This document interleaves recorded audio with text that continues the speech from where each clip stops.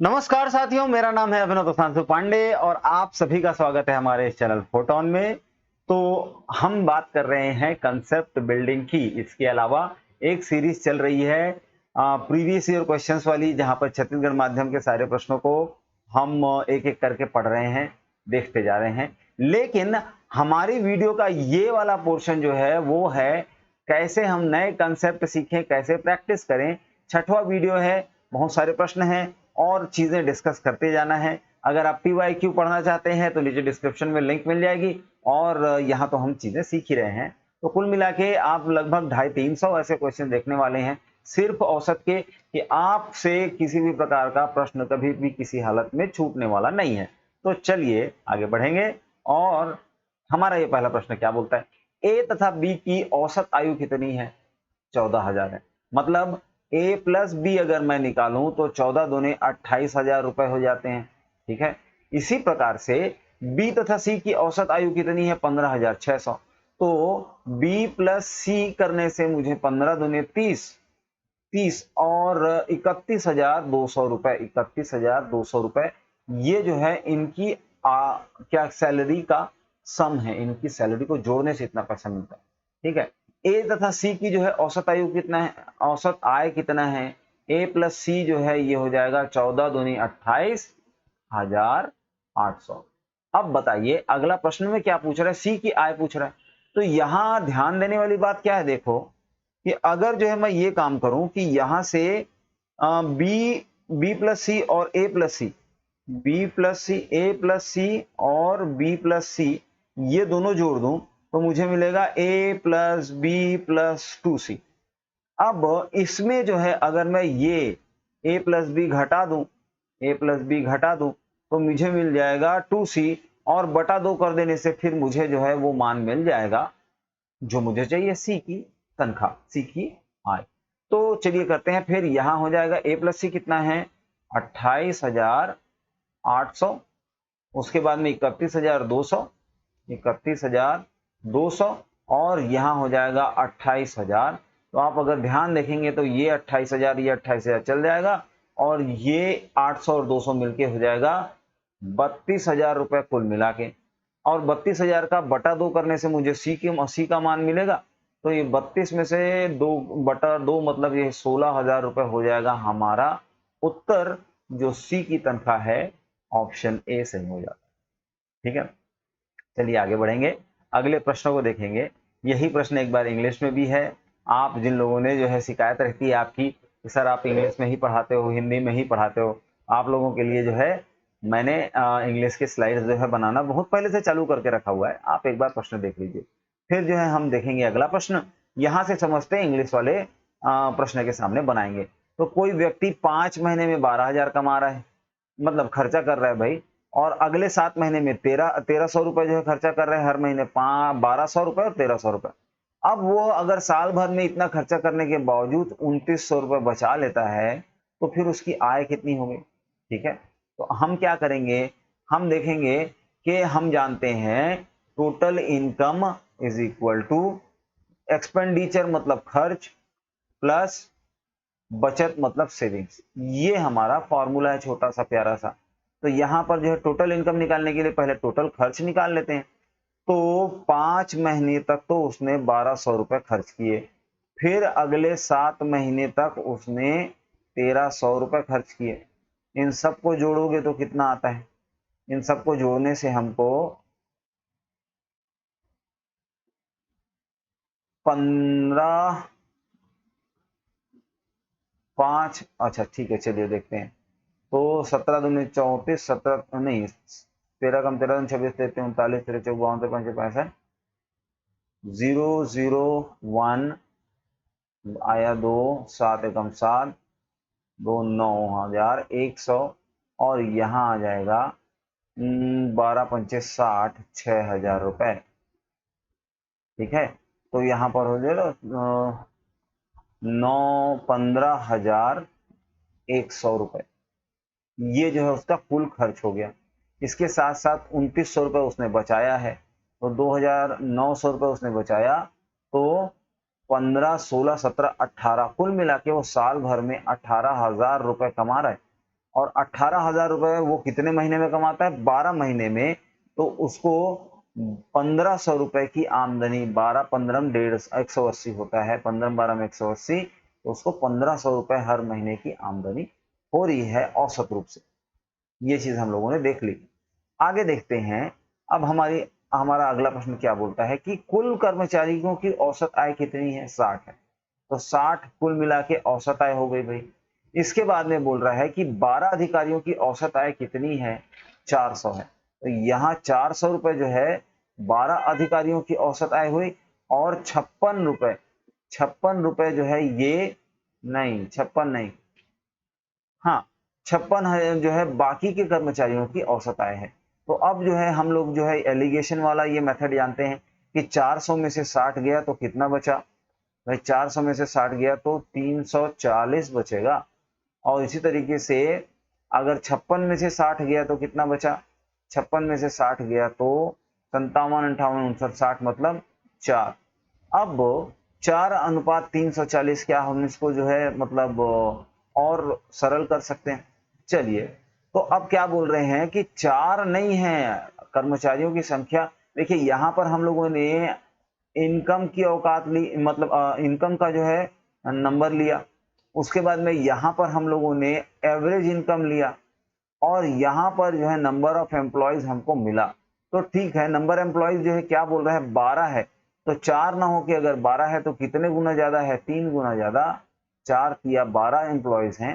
तो उसी तरीके से जो बाकी एम्प्लॉयज हैं, यहाँ पर तो अधिकारियों की बात है ना, तो बाकी जो कर्मचारी हैं वो भी 340 ना होकर 3 गुना ज्यादा कितने होंगे? 3 तिया 900 और 4 तिया 12 120, मतलब 1020 कर्मचारी जो है कुल मिला के होने वाले हैं। इस तरीके से हमको ऑप्शन सी मिला। ठीक है, तो हम लोग जो है एक बार इस मेथड को फिर देखेंगे।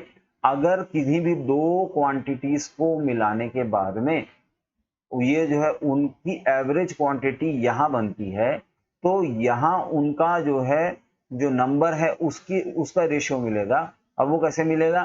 फर्स्ट क्वांटिटी से, ए क्वांटिटी से डी को जो है अगर हम घटाएंगे तो हमको यहाँ पर मिल जाता है बी, और अगर जो है हम यहाँ पर सी क्वांटिटी से डी को घटाते हैं तो यहाँ पर हमको मिल जाता है ई, और ये जो है इन्हीं का एवरेज होता है। इस प्रकार के कुछ और प्रश्न देखेंगे तो हमसे जो है ये प्रश्न बनने लगेंगे। चलिए आगे बढ़ते हैं और हमारा अगला क्वेश्चन देखते हैं। 3 क्रमागत संख्याओं का औसत 45 है। मतलब अगर क्रमागत संख्याओं की बात की जाए तो कैसे जो है हम लोग क्रमागत संख्या होती है, जैसे 1 2 3 4 इस तरीके से। अब जो है अगर इनके बीच में एक प्रॉपर सीक्वेंस है, अगर इनके बीच में जो है जो कॉमन डिफरेंस है वो सेम है, तो इस समय जो है हम क्या कर सकते हैं? हम ये कह सकते हैं कि हम औसत या तो पहली संख्या और आखिरी संख्या को जोड़ देंगे और 5 और 1 6/2 कर देने से हमको औसत 3 मिल गया, या इधर से आधा और इधर से आधा छोड़ के बीच वाली संख्या ले लेंगे, वो हमारा औसत है। तो पहली और आखिरी अंक संख्याओं का जो है जो योग है उसका जो है औसत हम निकालेंगे, तब भी वही होगा जो सारी की सारी 3 संख्याओं का होगा। मतलब जो है हमको यहाँ पर भी औसत 45 मिलने वाला है, और यहाँ सी हमारा सही उत्तर होगा। ठीक है, इसके बाद में हम बात करते हैं अगले प्रश्न की। और अगला प्रश्न क्या कहता है ये देखिए। अगला प्रश्न कहता है कि यहाँ अब ये जो सारी संख्याएं हैं, 48 के बाद में 49 नहीं है, 50 है, 50 के बाद में 51 नहीं है, 52 है। मतलब ये सारी संख्याएं एक सीक्वेंस को फॉलो कर रही हैं, और अगर इनका औसत निकालना है तो हम क्या करेंगे? 500 में 48 जोड़ देंगे और बटा 2 कर देंगे। तो 500 का आधा 250, 48 का आधा 24, और यहाँ हमको मिल जाता है 274। ये हमारा उत्तर हो गया जी। ठीक है, तो 274 हमारा करेक्ट ऑप्शन हो गया। चलिए आगे बढ़ेंगे हम। और अगला प्रश्न क्या कहता है कि यहाँ पर एवरेज निकालना है। अरे ये तो वही प्रश्न है। फिर अगला प्रश्न बोलता है 130 और 750 के बीच सभी विषम संख्याओं का औसत क्या होगा? अब देखिए, विषम संख्याएं क्रमागत भी हैं कि नहीं है ये जानने के लिए हम 1 से 10 तक के संख्याएं लिख लेते हैं। 1 2 3 4 5 6 7 8 9 10। यहाँ की सारी विषम संख्याओं पर मैं गोला लगाने जा रहा हूं, आप देखिए। तो एक विषम संख्या है, 2 नहीं है, 3 है, 4 नहीं है, 5 है, 6 नहीं है, 7 है, 8 नहीं है, 9 है और 10 नहीं है। मतलब अगर मैं विषम संख्याओं को देखूं या सम संख्याओं को देखूं तो ये प्रॉपरली सेम मेंटेन कर रही हैं डिफरेंस में। इनके बीच का जो अंतर है वो बिल्कुल बराबर है हर एक केस में। तो इसी तरीके से जो है अगर मैं इनके बीच में जो है विषम संख्याएं देखूंगा तो उनके बीच का भी अंतर बराबर होगा। अच्छा, 130 के सबसे पास में इससे बड़ी विषम संख्या क्या है? 131। उसी तरीके से 750 से छोटी सबसे जो है पास की जो है विषम संख्या कौन सी है? तो ये हो जाएगा 749। अगर मुझे क्रमागत संख्याओं का जो है औसत निकालना है तो मैं पहली और आखिरी संख्या को जोड़ के उनका औसत निकाल लेता हूं। मतलब यहां हो जाएगा 131 और 749 और इन दोनों संख्याओं को जोड़ने के बाद में मुझे 9 और 1 10 की 0, 4 4 8 और 7 और 1 8, 880 मिलता है और इसका औसत मिल जाएगा 440 और यही मेरा उत्तर है। मैंने क्या किया? मैंने चेक किया पहले कि ये संख्याएं जो है किसी निश्चित क्रम में है कि नहीं, क्रमागत संख्याएं हैं कि नहीं, और जब मुझे पता चला क्रमागत संख्याएं हैं तो मैंने सिर्फ पहली और आखिरी संख्याओं का पता लगाया और एवरेज निकाल दिया। चलिए फिर बढ़ते हैं हम अगले प्रश्न की ओर। और अगला प्रश्न क्या कहता है? 25 क्रमागत संख्याएं हैं, उनका औसत 112.5 है। इन संख्याओं की सबसे बड़ी तथा सबसे छोटी संख्याओं का औसत क्या होगा? क्योंकि क्रमागत संख्याएं हैं इसलिए सबसे बड़ी और सबसे छोटी संख्याओं का औसत भी वही होगा जो सारी की सारी 25 संख्याओं का औसत होगा। मतलब 112.5 हमारा सही उत्तर बन जाता है। चलिए अगला प्रश्न देख लेते हैं। अगला प्रश्न है, यहाँ एवरेज निकालो। देखो क्या कोई सीक्वेंस नजर आ रहा है? 5 के बाद 10 आ रहा है, 10 के बाद 15, 15 के बाद 20। इनके बीच का जो डिफरेंस है वो क्या बराबर है? बिल्कुल बराबर है।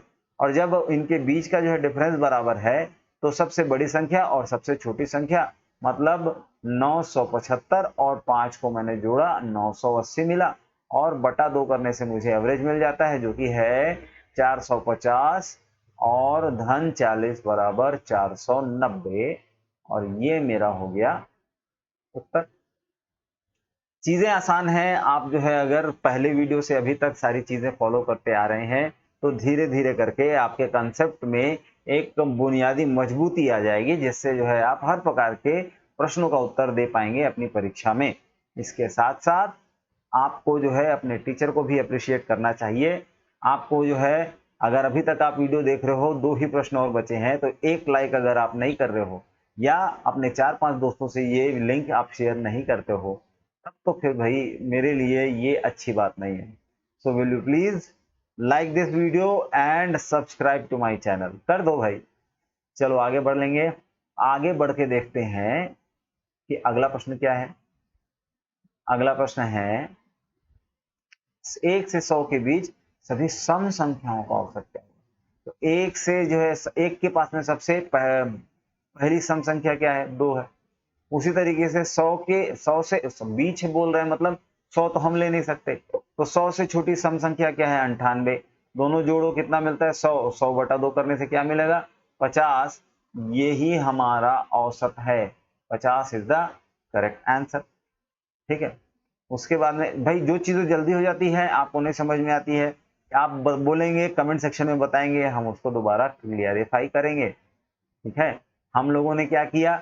1 से लेके 100 तक की संख्याएं गिनी। उसके बाद देखिए एक को नहीं ले सकते, 100 को नहीं ले सकते। इसके जस्ट बाद जो है पहली सम संख्या 2 मिलती है। इसके जस्ट पहले पहली सम संख्या 98 मिलती है। हमने सबसे बड़ी और सबसे छोटी संख्या को, सबसे पहली और सबसे आखिरी संख्या को जोड़ा और बटा 2 कर दिया तो हमको क्या मिल गया? औसत मिल गया। अभी तक हम यही कंसेप्ट तो देखते आ रहे हैं। चलिए आगे देखेंगे। अगला प्रश्न बोलता है 51, फिर देखो 52 नहीं है, 53 नहीं है, सीधा 54 है, फिर 55 नहीं है, 56 नहीं है, सीधा 57 है। मतलब इनके बीच में 2-2 का अंतर है लेकिन ये एक सीक्वेंस को फॉलो कर रहे हैं, मतलब क्रमागत संख्याएं हैं। और अगर क्रमागत संख्याएं हैं और औसत निकालना है तो 603 में 51 हम लोगों ने जोड़ा, मिला 4 5 6 और बटा 2 करने से हमको मिलेगा 2 तिया 6, 2 दूने 4, 2 सत्ते 14, 327 हमारा औसत हो जाता है। This is our answer. इसी प्रकार के और भी वीडियो, और भी टॉपिक्स, और भी क्वेश्चंस हैं जिनको हमको डिस्कस करना है। अगर आप सीरियसली पढ़ाई कर रहे हैं तो एक ही टीचर को फॉलो कीजिए और उनसे बताई हुई सारी चीज़ों को प्रैक्टिस करने के साथ-साथ अपनी किताबों को भी उठाकर वहाँ से प्रश्न उठाइए। टेलीग्राम के चैनल में हमारा एक डिस्कशन ग्रुप भी बना हुआ है, जहाँ आप अपने प्रश्न डाल देंगे तो मैं आपको समय निकाल कर उन प्रश्नों के उत्तर देने की कोशिश करूँगा। नए-नए वीडियो बन रहे हैं, हो सकता है कि कुछ दिनों में जो है मैं लाइव आके आपके डाउट सॉल्विंग सेशंस देना चालू कर दूँ। तो इन सारी चीज़ों का ध्यान रखते हुए आपको बिल्कुल अपने जो है तैयारी में भिड़ जाना चाहिए। हमारा उद्देश्य बहुत बड़ा है, हमको कोई ना कोई एक नौकरी उठानी है, अपने अपने आस-पास, अपने समाज, अपने जो है दोस्तों से जो है एक इज्जत मेंटेन करनी है और उन सब चीज़ों के लिए लगती है मेहनत। तो सारी दुनिया की चीज़ें भूल जाइए और भिड़ जाइए अपनी तैयारी में। मैं आपके साथ हूँ, हमेशा आपका सहयोग करूँगा। मिलते हैं हमारे अगले वीडियो में और यहाँ पर जो है देखिए, अच्छा अभी एक और क्वेश्चन बच गया है। चलिए एक और क्वेश्चन हम बाद में जो है डिस्कस करेंगे। मिलेंगे हमारे अगले वीडियो में। ये है हमारा टेलीग्राम चैनल, ये हमारा यूट्यूब चैनल और मैं आपके साथ रहूँगा अवेलेबल। धन्यवाद।